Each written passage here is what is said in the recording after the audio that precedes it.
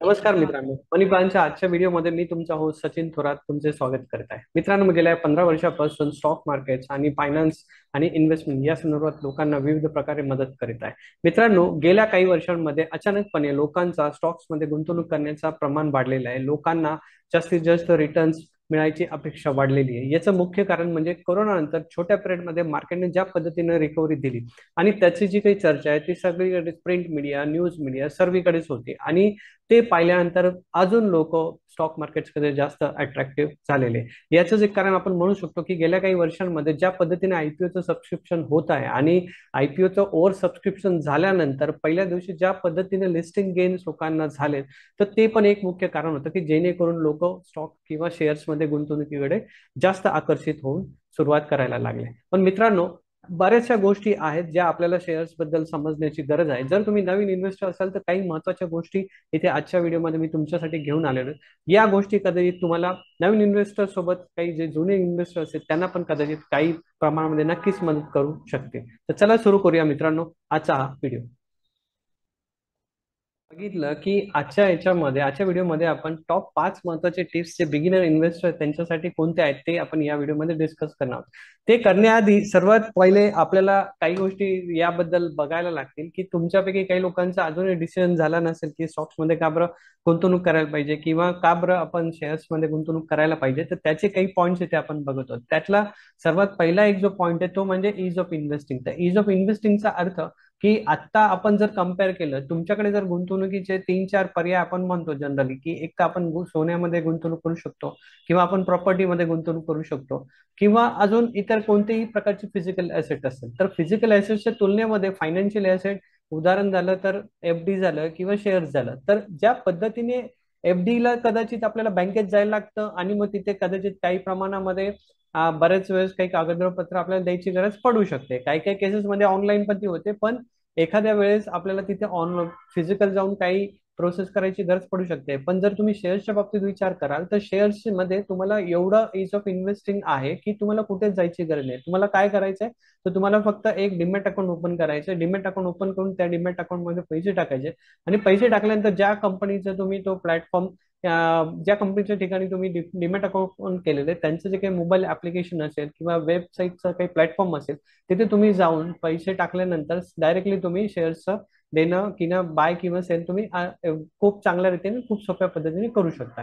दुसरा महत्वाचा पॉईंट की ट्रान्सपरन्सी. तर ट्रान्सपरन्सीचं महत्वाचं याच्यामध्ये आपण असं सांगू शकतोय की काय होतंय, जेव्हा तुम्ही तुमचं डीमॅट अकाउंट ओपन करता तेव्हा सगळ्या गोष्टी या तुमच्या स्वतःच्या असतात. त्यामुळे तुम्ही जे पण काही काम कराल, जे पण काही ट्रान्झॅक्शन वगैरे हे सगळे तुमचे असणार आहे आणि त्यात तुम्ही जेव्हा जेव्हा तुम्ही काही ट्रान्झॅक्शन कराल त्या संदर्भात तुम्हाला त्या ट्रान्झॅक्शनचे मेसेज म्हणा किंवा ईमेल्स म्हणा हे सगळं तुम्हाला पाठवलं जातं. त्याचसोबत जे पण काही अकाउंट आहे हे तुमचं स्वतःचं असेल. आज तुम्ही एखाद्या शेअर्सची खरेदीची ऑर्डर टाकली तर तुम्हाला नंतर एकदा तुम्ही ऑर्डर टाकल्यानंतर जर ती प्रोसेस झाली, ती पूर्ण झाली, तर त्यानंतर तुम्हाला त्या कंपनीचे शेअर्स माझ्या अकाउंटमध्ये ट्रान्सफर करा हे सांगायला कोणाला लागत नाही. जे पण काही आहे ते पूर्णपणे ऑटोमेटेड होतं आणि सिस्टमद्वारे या सगळ्या गोष्टी पूर्ण केल्या जातात. तसंच एखाद्या कंपनी समजा भविष्यात काही डिव्हिडंड दिला किंवा बोनस दिला तर तुम्ही जर शेअर होल्डर असाल आणि तुम्ही एलिजिबल असाल त्या डिव्हिडंडसाठी किंवा बोनस शेअरसाठी तर तुम्हाला कोणाला सांगायची गरज नाही. तो जो काही तुमचा जो बेनिफिट आहे तो तुम्हाला डायरेक्टली तुमच्या अकाउंटमध्ये जे बँक डीमॅट अकाउंटला जी बँक अकाउंट लिंक आहे तिथे तो पाठवला जातो किंवा तुमचं जर बोनस शेअर तुम्हाला मिळायचा असेल तर तो जो काही बोनस शेअर आहे तुमचं जे काही डीमॅट अकाउंट आहे जिथे तुमचा मेन शेअर आहे त्या कंपनीच्या शेअर मध्ये तुमचा नवीन बोनस शेअर हा ऑटोमॅटिकली ऍड केला जातो. तुमच्या डिमॅट स्टेटमेंट मध्ये ते सगळं दिसून येतं. म्हणजे इथे तुम्हाला कोणाला सांगायची काही गरज नाही, कोणाच्या मागे जायची गरज नाही. सगळ्या गोष्टी या कंपनीच्या रजिस्टरद्वारे या प्रॉपरली हँडल केल्या जातात. याच्यानंतर अजून एक महत्वाचा पॉईंट जो आपण बाकीचे जे काही ऍसेट क्लासेस गोल्ड म्हणा प्रॉपर्टी म्हणा या कंपॅरिझन मध्ये बघितलं तर स्टार्ट लोचा अर्थ काय, तर मी तुम्हाला म्हटलं की तुम्हाला मी 100 रुपये देतो आणि तुम्ही जाऊन सोनं घ्या, तर तुम्हाला ते शक्य आहे का, तर त्याचं उत्तर नक्कीच नाहीये. फिजिकल गोल्डच्या बाबतीत तरी ते शक्य नाहीये. आता काही प्लॅटफॉर्म्स मध्ये तुम्हाला डिजिटल गोल्ड घेण्याची सुविधा दिली जाते, पण आपण फिजिकलच्या यांनी तुलना केली तर नक्कीच 100 रुपयामध्ये तुम्हाला कोणताही गोल्ड घेता येणार नाही आणि प्रॉपर्टी तर बिलकुल 100 रुपयामध्ये तुम्हाला बिलकुल घेता येणार नाही. तेच शेअर्स तुम्हाला घ्यायचे म्हटले तर 100 रुपयामध्ये पण तुम्ही एखाद्या कंपनीचं शेअर नक्कीच घेऊ शकता. त्याच्यानंतर ग्रोथ प्लस डिव्हिडंड. तर ग्रोथ प्लस डिव्हिडंडचा अर्थ काय, तर जसं मी तुम्हाला सांगितलं की एखादा शेअर समजा तुम्ही एक कंपनीचा शेअर आज 10 रुपयांनी घेतलेला आहे, तर भविष्यामध्ये कधी हा शेअर समजा 50 रुपये झाला, तर याचा अर्थ तुम्हाला तुमची जी काही गुंतवणूक आहे ती 5 पटीने वाढलं असं आपण म्हणू शकतो. म्हणजे हा एक फायदा झाला की व्हॅल्युएशन त्याचं वाढलं, हा एक फायदा आहे.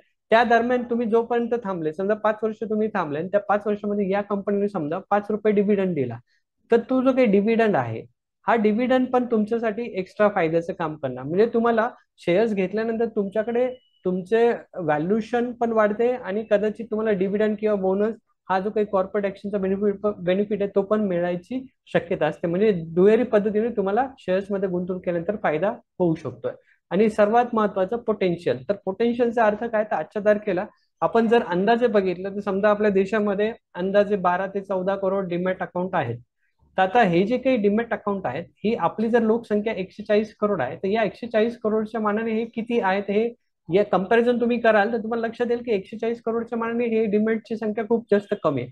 तर भविष्यात काय होईल, तर भविष्यात हळूहळू लोकांचा फायनान्शियल ऍसेट्स मध्ये गुंतवणुकीचा कल नक्कीच वाढणार आहे. आणि आपण बघत असतो, आणि कदाचित तुमच्यापैकी कोणी यंग लोक असतील जे कॉलेजमध्ये जाणार असतील किंवा शिकत असतील, तर तुम्हाला तो चांगला अनुभव असणार आहे की आजच्या पिढीला किंवा आजच्या न्यू जनरेशनला फायनान्शियल ऍसेट्स स्पेशली शेअर्समध्ये गुंतवणूक करणं हे जास्त सोपं आणि कन्व्हिनियंट वाटतं, आणि ते या गुंतवणुकीकडे पहिले वळतात. त्यामुळे होईल काय की भविष्यामध्ये जी काही 12-14 करोडची आजची जी काही डिमॅटची संख्या आहे, ती नक्कीच वाढून 20 करोड 30 करोड अशी नक्कीच होऊ शकते. आणि जेवढं जास्त लोकांचं पार्टिसिपेशन वाढेल तेवढं मार्केटसाठी चांगलं आहे, आणि त्याद्वारे भविष्यातले जी काही ग्रोथ आहे त्याचं पोटेन्शियल तुम्हाला इथे समजू शकताय.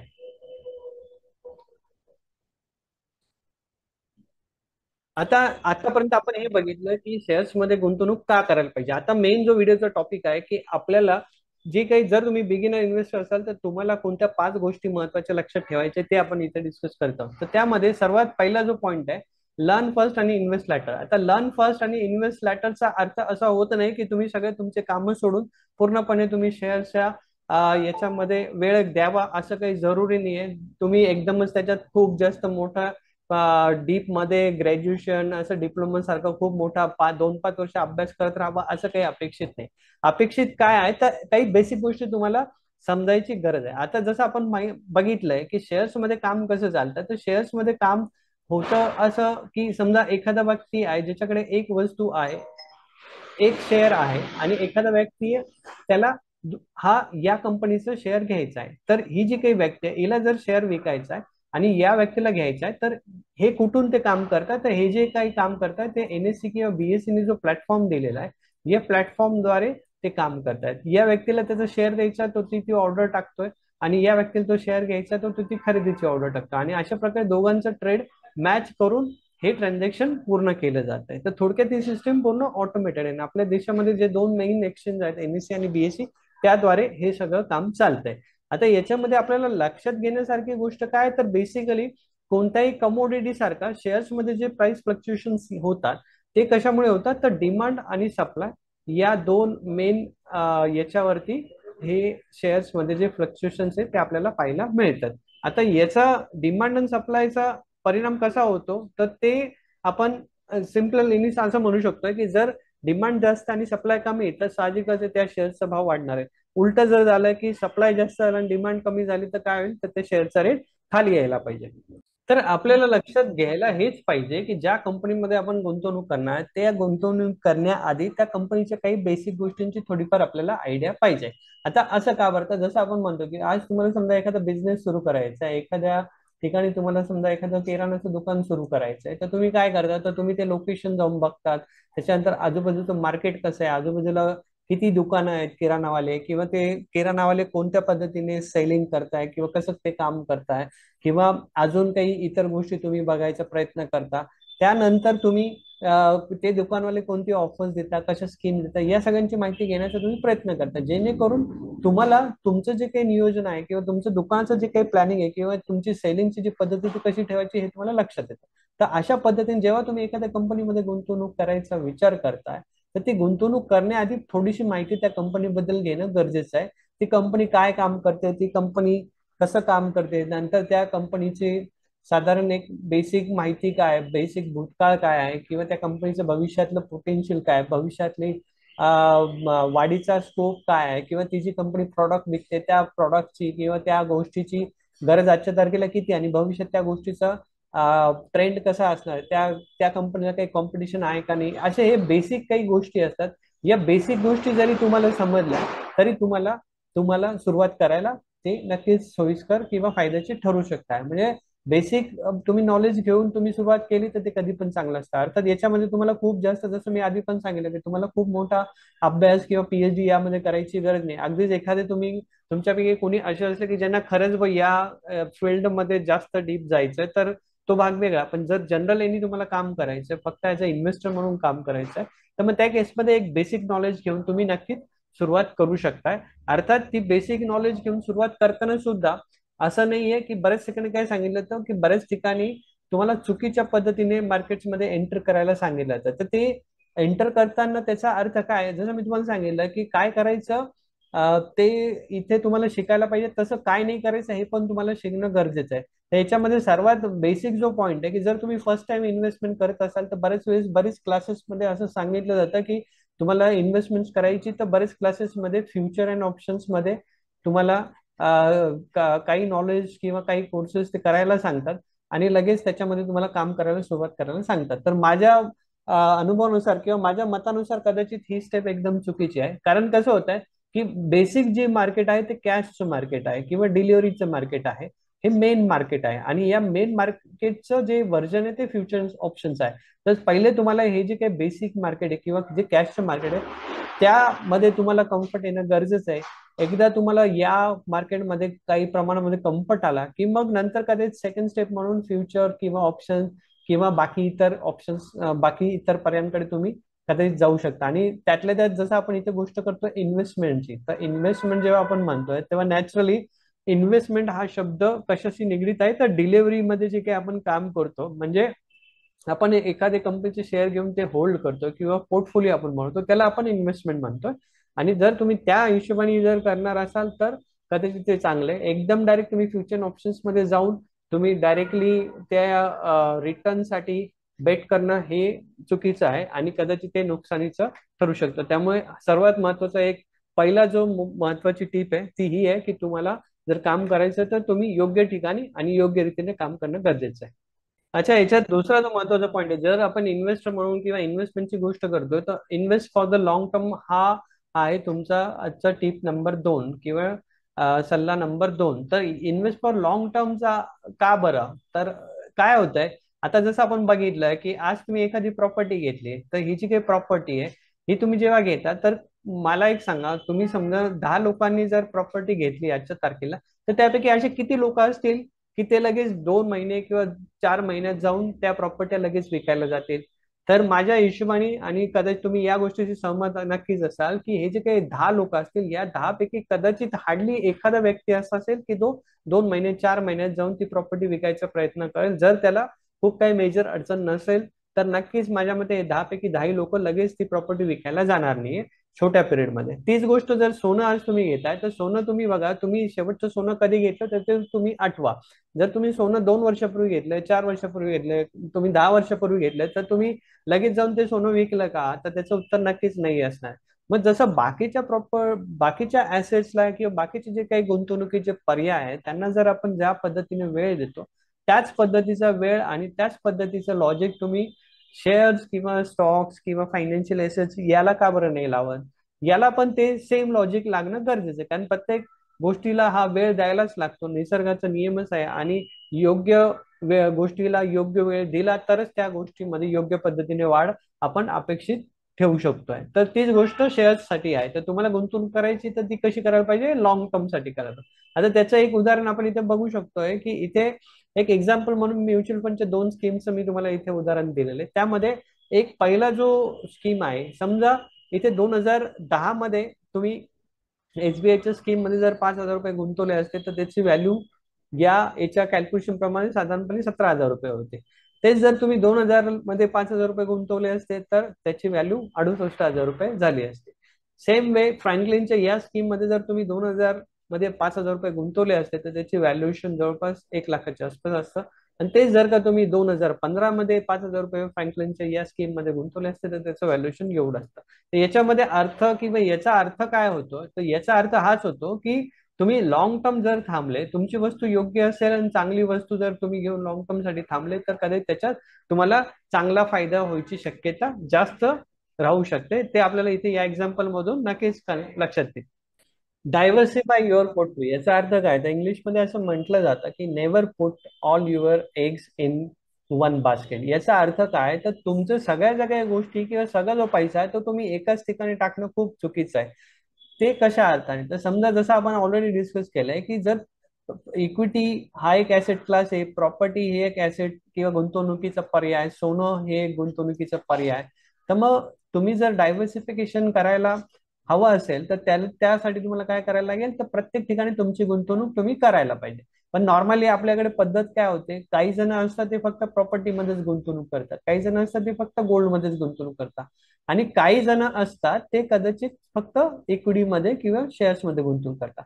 तर असं न करता आपल्याला काय करायला पाहिजे, तर आपला सगळीकडे एक प्रॉपर प्रमाणामध्ये आपलं जे काही बॅलन्स आहे तो सर्व गुंतवणुकीमध्ये हा सखोल आणि एक कम्पॅरेटिव्हली योग्य रीतीने तो असला पाहिजे. एखाद्या वेळेस असं होऊ शकतं की बा प्रॉपर्टी तुमची 50 लाखाची आहे, सोनं तुमचं समजा 10 लाखाचं आहे, आणि इक्विटीमध्ये तुमचे फक्त 1 लाख रुपये जर असतील तर हे एकदम चुकीचे आहे. कारण हा पोर्टफोलिओ किंवा ही जी काही डायव्हर्सिफिकेशन हे प्रॉपर नाहीये, कारण एका ऍसेट क्लासला खूप जास्त तुम्ही वेटेज दिलेले, एका एका पद्धतीच्या गुंतवणुकीमध्ये तुम्ही खूप जास्त पैसे लावलेले आणि बाकीच्या गुंतवणुकीमध्ये तुम्ही कमी लावलेले. तर असं करायला नको. आणि त्यामध्ये पण आपण जर असं उदाहरणाने जर म्हणायचंच ठरलं तर इथे जसं आपण बघतो की जर तुम्ही 1,000 SBI चे शेअर्स घेतले असते 2020 मध्ये, जेव्हा कोरोनाचा पिरियड होता आणि कोरोनाच्या पिरियड मार्चच्या याच्यामध्ये जेव्हा मार्केट पडलं होतं, त्यावेळेस जर तुम्ही 1,000 SBI चे शेअर्स घेतले असते आणि 2023च्या आणि तुम्ही जर रेट बघून व्हॅल्युएशन चेक केलं असतं, साधारणपणे ते व्हॅल्युएशन 6 लाख रुपये झालं असतं. तेच ते करण्याऐवजी समजा तुम्ही 2000च्या त्या मार्चच्या कोरोनाच्या फॉल मध्ये तुम्ही एसबीआयचे शेअर्स न घेता चार वेगवेगळ्या सेक्टरमध्ये चार टॉप कंपन्यांचे शेअर्स घेतले असते, ते पण फक्त 1,80,000चे घेतले असते, तरी सुद्धा त्या पोर्टफोलिओचं व्हॅल्युएशन 2023 मध्ये जवळपास 6,44,000च्या आसपास ते झालं असतं. याचा अर्थ तुम्हाला जो काही एक्स्ट्रा जो डिफरन्स आहे तो जवळपास इथे 64,000चा डिफरन्स हा भेटला असता डायव्हर्सिफिकेशन केल्यामुळे. यामुळे तुम्हाला लक्षात घ्यायला पाहिजे की तुम्ही जर गुंतवणूक करत असाल तर तुम्हाला योग्य पद्धतीने डायव्हर्सिफिकेशन करणं गरजेचं आहे. फक्त एकच शेअर आवडतो किंवा एकच सेक्टर आवडतो तर तुम्ही सगळा पैसा तुम्ही त्या एकाच सेक्टर किंवा एकाच शेअर मध्ये लावणं ते चुकीचं आहे. तुम्हाला एक प्रॉपर डायव्हर्सिफिकेशन करायला लागेल. तुमची गुंतवणूक कशी आहे त्या पद्धतीने ते तुम्हाला ठरवायला लागेल आणि त्या पद्धतीने तुम्ही डायव्हर्सिफिकेशन करून काम केलं तर त्याचा जास्त फायदा तुम्हाला नक्कीच होऊ शकतो. ऍक्च्युली होतं काय, शेअर्स मध्ये किंवा ही जी काही ऍसेट क्लास आहे याच्यामध्ये तुम्हाला रेट्स फ्लक्च्युएशन होताना दिसतात, रेट्स रोजचे पब्लिश होत असतात, समोर तुम्हाला दिसत असतं की आजचा रेट काय चालू आहे. त्यामुळे कदाचित आपल्याला इमोशनली त्याचा जास्त परिणाम जाणवतो. हे जर का तुम्ही एखाद्या ठिकाणी प्लॉट घेतलाय तर तुम्ही काय रोज जाऊन त्या आजूबाजूच्या एरियातला प्लॉटचा रेट चेक करत राहणार का, त्याची शक्यता खूप कमी. किंवा एखाद्या वेळेस तुम्ही सोनं जरी घेतलं तर तरी तुम्ही कदाचित तेवढ्या फ्रिक्वेंटली रेट्स बघणार नाही, सोन्याचे भाव किती चालू काय चालू, कारण जनरली डोक्यात काय असतं, ही जी काही गुंतवणूक केली मी लॉंग टर्म साठी केली नाही, त्यामुळे मग मी लगेच काही ते बघायला जाणार नाही. तर मग ती जी काही गोष्ट आहे ती जशी तुम्ही तिथे फॉलो करता तशीच गोष्ट तुम्हाला इक्विटीच्या याच्यामध्ये फॉलो करायची गरज आहे. त्यासोबतच तुम्हाला इमोशनल डिसिजन जे काही होतात ते अवॉइड करायचे. त्याचं कारण काय, तर इथे आपण बघू शकतोय की कोरोना पिरियड मध्ये जसं मी मगाशी पण मागच्या स्लाइड मध्ये आपण बघितलं की कोरोनामध्ये मार्केट पडल्यामुळे एसबीआयचा जो शेअरचा रेट आहे तो जवळपास साधारणपणे 200 रुपयाच्या आसपास आला होता. त्यानंतर तो डिसेंबर 2020 मध्ये जवळपास 50 ते 100 रुपयांनी तो कव्हर झालेला. त्यानंतर 2021 मध्ये जवळपास 450 रुपये झालेला, 2022 मध्ये 550, आणि 2023 मध्ये जो लाईफ टाईम हाय होता तो 600 रुपयाचा त्यांनी दिलेला आहे. तर मग एखाद्या व्यक्तीने इथे एंट्री केली असती आणि तो समजा पॅनिक होऊन आधीच निघून गेला असता, समजा 100 रुपये घेऊन निघाला असता तरी ते चुकीचं आहे. किंवा आपण असं पण होऊ शकतो की एखाद्या व्यक्तीने कोरोना किंवा हा पिरियडच्या आधी समजा 300 रुपयांनी शेअर घेतलेला असेल, समजा जानेवारी 2020 मध्ये त्यांनी घेतलेला असेल, आणि कोरोनामध्ये मार्केट पडल्यामुळे एसबीआयचा शेअर 200 रुपयावर आला, तर तो जर एखादा गुंतवणूकदार पॅनिक झाला आणि त्यांनी तो विकला असता तर त्याला 100 रुपयाचं नुकसान झालंच असतं. पण त्यासोबतच पुढे जी झालेली वाढ आहे ती पण त्यांनी मिस केली असते. तर हे कशामुळे, तर ते इमोशनल डिसिजन घेतल्यामुळे. तर जेव्हा मार्केटमध्ये पॅनिक सिच्युएशन असतात किंवा काही गोष्टी अशा घडत असतात, त्यावेळेस तुम्हाला इमोशन्स पेक्षा व्यावहारिक दृष्ट्या किंवा प्रॅक्टिकल बेसिसवरती तुम्हाला डिसिजन घेणं जास्त महत्वाचं असतं. तर तुम्ही पुढचे होणारे जे काही लॉस आहे किंवा नुकसान आहे ते तुम्ही वाचवू शकता आणि स्वतःचा जास्त चांगला फायदा तुम्ही अशा परिस्थितीत करू शकता. आपल्या मराठीमध्ये एक म्हण आहे की थेंबे थेंबे तळे साचे. याचा अर्थ काय आहे की तुम्ही सुरुवात कशी पण करा, छोट्याने जरी सुरुवात केली तरी चालणार आहे, कारण त्याचा शेवटी परिणाम मोठा होऊ शकतो जर तुम्ही योग्य वेळ त्याला दिली. तर हीच गोष्ट इथे लागू आहे. म्हणजे तुम्ही सुरुवात करताना तुम्ही मोठ्या अमाऊंट मध्ये सुरुवात करणं हे जरुरी नाही, तुम्ही छोट्या अमाऊंट मध्ये सुरुवात करणं जास्त जरुरी आहे. पण त्याहीपेक्षा जरुरी काय, तर कन्सिस्टंट राहणं. रेग्युलर तुम्ही काम केलं तर कदाचित त्याचा फायदा जास्त चांगला मिळू शकतोय. त्यामुळे तुम्हाला जर एखादा, जेव्हा आपण बघतो ना की तुम्ही एखादा बिझनेस सुरू केला तर कधी तुम्हाला त्याच्यात रिझल्ट लगेच मिळतो का, नाही मिळत. पण तुम्हाला काय गरजेचं असतं, तर तुम्हाला तो बिझनेस कंटिन्यू ठेवणं ते गरजेचं असतं. जर तुम्ही एक प्रॉपर कंटिन्युटी त्या बिझनेस मध्ये ठेवली तर कदाचित शक्यता असते की तुमचा बिझनेस हळूहळू सेट व्हायला लागतो, एस्टॅब्लिश व्हायला लागतो. मग त्याच पद्धतीने इथे पण तुम्हाला हा नियम नक्कीच लागू असणार आहे. तर तुम्हाला जर गुंतवणूक सुरुवात करायची तर ती स्टार्ट करून ती कंटिन्यू ठेवणं जास्त महत्वाचं आहे. कोरोनामध्ये एक्सेप्शनल केस होती की याच्यामध्ये बरेच लोकांनी गुंतवणूक सुरू केली आणि ती मध्ये थांबवली. पण जर तशी काही परिस्थिती नसेल तर जोपर्यंत शक्य असेल तोपर्यंत तुमची गुंतवणूक ती कंटिन्यू ठेवणं जास्त गरजेचं आहे. कारण त्याशिवाय तुम्हाला तो जो रिझल्ट अपेक्षित आहे ते मिळणार नाही. त्यामुळे ही एक पाचवी जी टीप आहे किंवा शेवटची जी टीप आहे ती खूप जास्त महत्वाची. याचं बेस्ट एक्झाम्पल काय म्हणू शकतो आपण, तर जसं इथे बघतोय आपण, 1,000 रुपये फक्त दर महिन्याला एसबीआयचे शेअर जर तुम्ही घेतले असते 2010 पासून, तर 2023च्या हिशोबाने जर आपण त्याचं व्हॅल्युएशन बघितलं असतं तर जवळपास 6.5 लाख रुपये त्याची व्हॅल्यू असते. त्यावेळेस जर तुम्ही असा विचार केला असता किंवा तुम्हाला वाटेल तरी का की मी 1,000 रुपये फक्त गुंतवले आणि 1,000 रुपयाचे 7.5 लाख रुपये बनतील, असं कोणाला वाटेल का, नाही वाटणार. कारण त्यांना त्यावेळेस काय वाटेल की हे फक्त 1,000 रुपयाचे ना, तर 1,000 रुपयात काय होणार. पण कन्सिस्टन्सी ठेवली 2010 ते 2023, 13 वर्ष जर तुम्ही सलग ती गुंतवणूक चालू ठेवली असती तर त्याचा तुम्हाला फायदा काय झाला असता, तर 1,000 रुपयाची जी गुंतवणूक आहे ती दर महिन्याची ती तुम्हाला जवळपास 7.5 लाख रुपयाचा फंड निर्माण करून देऊ शकले असते. तर एवढं मोठं फरक तुम्हाला पडू शकतो. आणि तो का बरा, तर तो कन्सिस्टन्सी किंवा योग्य रीतीने तुम्ही डिसिप्लिन रीतीने तुम्ही तुमची गुंतवणूक मेंटेन ठेवली, कुठे थांबवली नाही, त्यामुळे त्याचा फायदा तुम्हाला झाला. एखाद्याने सुरुवात केली असेल समजा 2010 मध्ये आणि तो 5 वर्षांनी त्यांनी बंद केला असता तर हा फायदा दिसला असता का, हा फायदा नक्कीच दिसला नसता. पण एखाद्याने खरंच चालू करून 2023 म्हणजे 13 वर्ष सलग ते चालू ठेवलं असतं तर कदाचित त्याला 7.5 लाख रुपयाचं व्हॅल्युएशन हे मिळालं असतं. टिप्स ज्या आहेत या नक्कीच माझ्या मते जे नवीन इन्व्हेस्टर असतील त्यांना नक्कीच खूप महत्वाच्या ठरतील. आणि या टिप्स किंवा जे काही मी तुम्हाला सांगितलं या नक्कीच तुम्ही प्रॉपरली फॉलो करा, जेणेकरून तुमची सुरुवात जी ती कमीत कमी जास्त चांगली होईल. बरेच वेळेस काय होतं की लोक चुकीच्या याने सुरुवात करतात आणि त्यामुळे त्यांना एखादा सेटबॅक भेटला की कदाचित ते मग इन्व्हेस्टमेंट हे टोटली थांबवून देतात किंवा त्यापासून एकदम लांब जातात. अच्छा, या व्हिडिओच्या शेवटी मी तुम्हाला एक बोनस टिप देतोय. ती कोणती, तर सर्वात महत्वाचं मी तुम्हाला 5 पॉईंट महत्वाचे सांगितले, पण मी नुसतं सांगून काय होणार आहे का, तर बिलकुल काय होणार नाही. त्याच्यासाठी काय गरजेचं आहे, तर तुम्हाला ऍक्शन घेणं गरजेचं आहे. बरेच वेळेस काय होतं की आपण बऱ्याच गोष्टी वाचतो, ऐकतो, व्हिडिओ बघतो, आजच्या तारखेमध्ये आपण कंटिन्यू रील पाहत असतो, पण ते रील मध्ये प्रत्येक रील मध्ये नवीन नवीन काही ना काही सांगितलेलं असतं आणि आपण एक एक रील पाहत जातो. पण असं होत नाही की बाबा त्याचा फायदा कधी होणार आहे की एक रील मी पाहिला आणि त्या रील मध्ये जे सांगितलं ते मी लगेच इम्प्लिमेंट केलं तर त्या गोष्टीला काही अर्थ आहे. अदरवाईज मी नुसतं रील पाहत बसलो किंवा माहिती घेत बसलो तर त्याचा काही अर्थ नाही, त्याचा काही उपयोग होणार नाही. तर असंच मी तुम्हाला इथे सजेस्ट करतोय की तुम्ही जर खरंच इंटरेस्टेड असाल, तुम्हाला खरंच सुरुवात करायची असेल तर तुम्ही लगेच ऍक्शन घेणं गरजेचं आहे. त्यासाठी तुम्हाला एक स्पेशल ऑफर इथे भेटू शकते. ती कोणती, तर 0 AMC आणि 0 डिलिव्हरी ब्रोकरेज असलेलं डीमॅट अकाउंट तुम्हाला ओपन करता येणार आहे. आणि त्यासाठी इथे मी लिंक दिलेली आहे, या लिंक वरती तुम्ही गेल्यानंतर तुमची जी काही डीमॅट अकाउंटची प्रोसेस आहे ते तुम्ही पूर्ण करू शकताय. हे करत असताना तुम्हाला मध्ये काही अडथळे आले किंवा काही अडचणी आल्या तर तुम्ही कॉमेंट करून आम्हाला नक्कीच ते सांगू शकता, जेणेकरून त्याबद्दल काही मदत असेल तर ती नक्कीच आम्ही तुम्हाला इथे करू शकतोय. तर मित्रांनो, पाहिलं आपण या 5 महत्वाच्या टिप्स ज्या आहेत या बिगिनर इन्व्हेस्टरसाठी किती जास्त महत्वाच्या आहे, आणि त्या खूप काही अवघड पण नाही, त्या खूप कसं काही खूप विशेष अशा नाही आहेत. अर्थात शेअर्समध्ये गुंतवणुकीसाठी वेगवेगळे पद्धतीचे स्ट्रॅटेजीज म्हणा किंवा वेगवेगळ्या पद्धतीचे मार्ग म्हणा किंवा पर्याय म्हणा, असे अनेक असू शकतात. त्यापैकी मला जे 5 महत्वाचे वाटले ते इथे मी तुमच्यासोबत शेअर केलेले आहेत. यासोबतच तुम्हाला अजून काही या व्हिडिओ संदर्भात काही प्रश्न असतील तर तुम्ही कॉमेंट करून मला नक्कीच मेसेजमध्ये पाठवू शकतात. आमच्या चॅनलला सबस्क्राईब अजून केलं नसेल तर नक्कीच करा, कारण असेच पद्धतीचे चांगले व्हिडिओ तुम्हाला जर पाहायला भेटले तर त्याचा फायदा हा कुणाला होणार आहे, हा तुम्हालाच होणार आहे. आणि त्यासाठी तुम्हाला बेल आयकॉनला पण क्लिक करणं तेवढंच महत्वाचं आहे. याबरोबरच या व्हिडिओमध्ये मी इथेच थांबतो. भेटूया पुन्हा एका नवीन व्हिडिओ सोबत. तोपर्यंत जय हिंद.